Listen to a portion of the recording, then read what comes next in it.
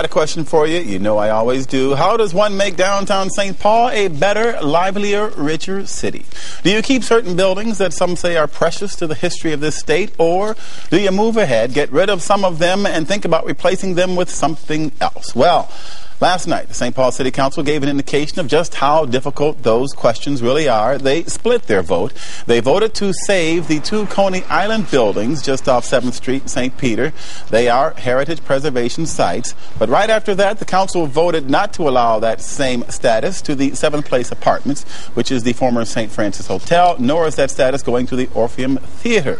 So, with a split, one would think everybody involved is happy, right? Well, not exactly. With us tonight, we have Jim Sazevich, an historic preservation activist, and with us Erich Mische, the Director of Strategic Initiatives for the Mayor's Office, City of St. Paul. Gentlemen, I want to thank you for coming down. Jim, I want to start with you. You told our producer, Justin Mayman, earlier today, you have a problem with the process in this whole thing. What did you mean by that? Up until January 21st, I considered myself mostly a preservationist, and I crossed the line into politics when I watched the mayor come in with his own agenda and try to take over a public hearing of the Heritage Preservation Commission on that night.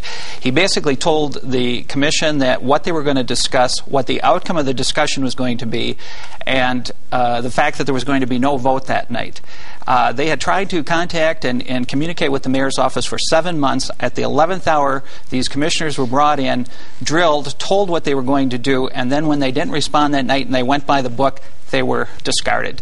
Hundreds and hundreds of hours of donated services to the city, to the citizenry of the city, and they were discarded, and they were friends of mine. And so I crossed the line from preservationist to politician at that point, or to politics. All right, Eric, you don't want people to think that there wasn't a process involved in this. No, God forbid, no. But, you know, that's the language of zealots, is what you've just heard, and the demagoguery of zealots. The fact is that we have believed all along that you can make the connection between preservation and progress in the city of St. Paul, and I think that's consistent with what's happened here. And I think the council action is consistent with that. We have a council which has had discussions about this for months and months and months, and they came forward and said, you know what, this isn't about first regulating and then having the discussion about saving historic buildings. It's about having the discussions and seeing what we do to preserve historic buildings when it's appropriate and when it works. Nobody can argue that saving the Coney Island is an important thing that we ought to do. And in fact, that's what we're doing. And the city council action did exactly that. I think it is fair, and most reasonable people would say that the Orpheum, which is a building that has had the opportunity to be redeveloped, and it's just not possible. I mean, it's not possible to do it. Now, you may be able to save some of the facades, and if you can, that's fabulous, and we think you ought to do that. I'm going to cut you off there. Jim, you think that building is worth saving? Because, as Eric is talking about, no one even talked about doing anything with the Orpheum, so all of a sudden St. Paul companies started thinking about moving over that way, and all of a sudden everybody wanted to be interested in that. Actually, let me jump in one other second. Is that it's interesting because historic preservation is important in St. Paul. And it's interesting because you interviewed me a couple months ago about the Titanic exhibit.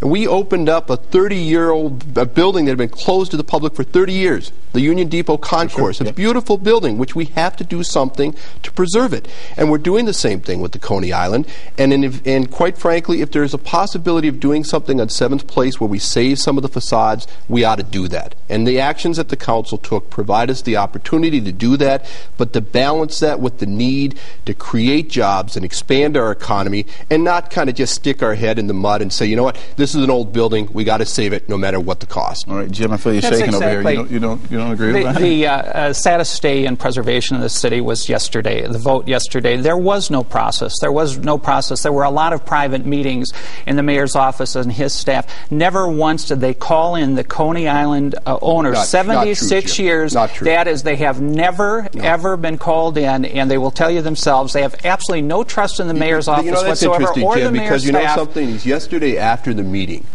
Miss Arbonitis came up to the mayor and hugged him and thanked him. Okay, thanked him, Jim. And so, you know, You keep Eric, talking it was about a totally different issue. No, she was hugging the mayor no, you know for. Something. She doesn't trust the mayor on this issue, Eric. She has Jim, no trust in the mayor. Your credibility here is shot because it's the language of the zealots. Okay? It's not zealot. Anybody who doesn't agree with the mayor's office and the mayor's staff is a zealot or a demagogue. No, quite frankly, if anybody doesn't agree with your position, is a king, Eric, right? 100 people, 100 citizens in the city of St. Paul showed up at that first meeting, and they saw the mayor and his actions. They saw those dedicated heritage preservation commissioners with years and years of service. We would have no Summit Avenue. We would have no Irvine Park. We would have no Lower Town. Look at Lower Town.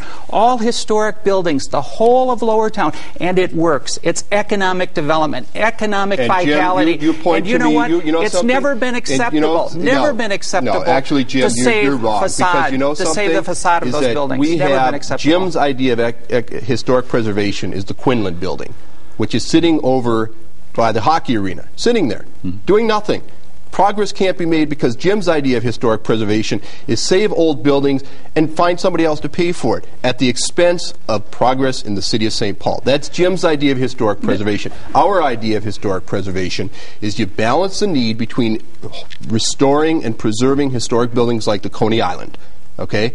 Balancing that against the idea that you ought to stop progress and economic development and potentially thousands of jobs on 7th place because Jim and a handful of others believe that somebody's going to come along magically and invest millions upon millions of dollars in the Orpheum Theater. It isn't going to happen. And it's not reality. Millions it's not and millions. reality. $2.6 million of our taxpayer money were put in to the Orpheum building. Why? Because your experts paid, the city experts paid with our tax dollars, said that that building was so vitally important to the future development of St. Paul that $2.6 million of our tax dollars were spent just in the restoration of the Orpheum building. No, I supported it because you know that building has Jim? a future. Where's that building has a future now. Jim? The mayor wants to destroy the building that the taxpayers just put $2.6 million. I hope you and the staff of the mayor's office are proud of that. All right, now time out. It's my segment here. I get to say a couple of words here. Why can't you guys, and I know there's been a lot of bitterness all along the way, but it's kind of a compromise where you got, Coney Island's on no, Lou, it's not a compromise. It's not a compromise. You know why? Because they still want to move the Coney Island, even though Louis and his family said never will they move from that site. I think this is interesting. How many millions will you spend? How many millions? I think this is interesting. No, I've been friends of the Arvinitis for 20 years. Yes, I can. I can speak for them because I talked to them just recently. Hold up. But your fear is that the buildings are still going to go, Coney Island, and that the mayor has no one to... They want to move the Coney Island with millions of tax dollars. This was a reasonable, well thought out compromise, which was to preserve the Coney Island. And there is nobody that is saying that those buildings are going to move.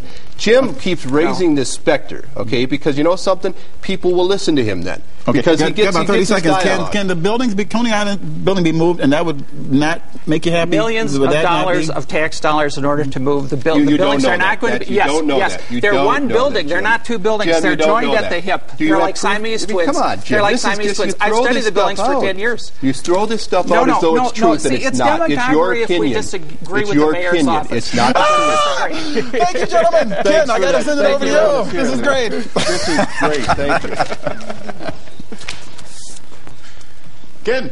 Okay, I got a couple of program items to pass.